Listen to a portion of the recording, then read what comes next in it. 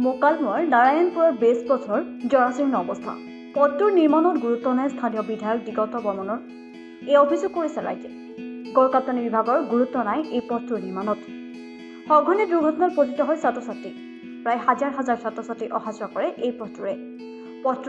12খন বিদ্যালয়ৰ ছাত্ৰ-ছাত্ৰী অহা যোৱা কৰাৰ লগতে ৰজচক্ৰ বিষয়াৰ কাৰ্যালয়ৰ খণ্ড উন্নয়ন, অগ্নি নিৰ্বাপক বাহিনীৰ কাৰ্যালয়লৈ হাজাৰ হাজাৰ মানুহ অহা যোৱা কৰা গুৰুত্বপূৰ্ণ পথটো চৰকাৰ আৰু বিভাগৰ গুৰুত্ব নোহোৱাত ৰাইজৰ প্ৰতিক্ৰিয়া। অতি শীঘ্ৰে এই পথটোৰ নিৰ্মাণ কৰাৰ দাবী কৰিছে যাতায়াতকাৰীয়ে।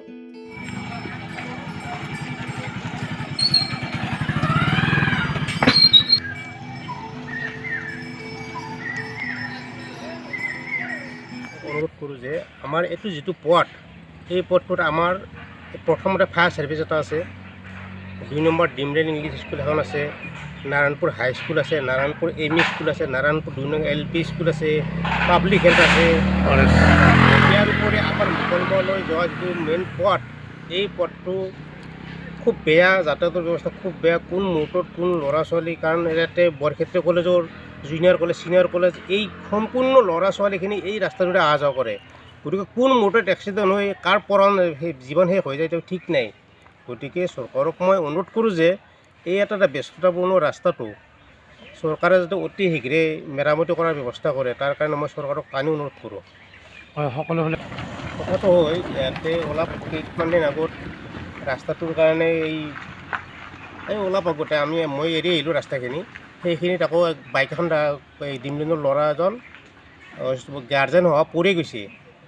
ভাগ্য ভাল, সিহঁতৰ ডেথ নহ'ল, কিন্তু ছাল বাকলি গুচি গৈছে। গতিকে চৰকাৰক অনুৰোধ কৰোঁ যে চৰকাৰে যিহেতু অন্য ৰাস্তাবিলাক মেৰামতি কৰি আছে, গতিকে এই এটা খুব ইম্পৰ্টেণ্ট, খুব প্ৰধান পথ এইটো। গতিকে এই পথটো যাতে ল'ৰা ছোৱালীৰ ভৱিষ্যতৰ কাৰণে যাতে পথটো সুবিধা কৰি দিয়ে বা মেৰামতি কৰি দিয়ে, পাৰিলেতো ইয়াতকৈ আকৌ বহল কৰি দিলে বেছি সুবিধা হয়। কাৰণ ফায়াৰৰ গাড়ীবিলাক এই ৰাস্তাটোৰে অহা যোৱা কৰে। ক'ৰবাত কিবা এক্সিডেণ্ট হ'লে ফায়াৰৰ প্ৰয়োজন হ'ল, গতিকে এই ৰাস্তাটোৰে অহা যোৱা কৰে। গতিকে চৰকাৰক মই টানি অনুৰোধ কৰোঁ যে যিহেতু অন্য ৰাস্তাবিলাক কাম কৰি আছে, গতিকে আমাৰ এইটো কৰি দিলে আমি নথৈ আনন্দিত হ'ম। আমাৰ চাইডে চাইডে যেতিয়া খালবিলাক আছে, বাৰিষা পানী আহি গোটেই পানী বোকা গোটেই সম্পূৰ্ণ চেদেলে ভেদেলি হৈ যায়। গতিকে ল'ৰা ছোৱালী অহাৰ কাৰণে খুব কষ্ট হয়, বোকাময় হয়। গতিকে আপোনালোকে অনুৰোধ কৰোঁ যে যাতে চৰকাৰে এইটো ৰাস্তা সোনকালে মেৰামতি কৰি দিয়ে। তাৰ কাৰণে মোৰ ফালৰ আনকি ৰাইজৰ ফালৰ পৰা, ৰাইজৰ হকে কৈছোঁ, গোটেই যাতে এই ৰাস্তাটো খুব সোনকালে আমাক মেৰামতি কৰি দিয়ে, তাৰ কাৰণে মই চৰকাৰক অনুৰোধ কৰি ক'লোঁ।